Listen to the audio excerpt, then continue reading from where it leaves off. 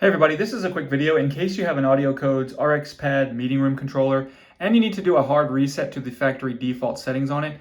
Now you're going to want to do this for one of two reasons. The first one is troubleshooting.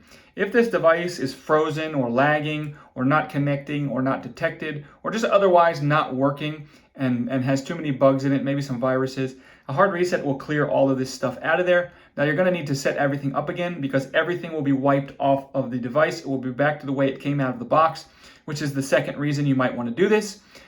If you want to just get a fresh start, like you're just opening a new box of a new device, we can go ahead and do that quite easily via the settings menu right on the device. So we're going to navigate to settings and debugging it, and then we're going to select the erase all data factory reset option.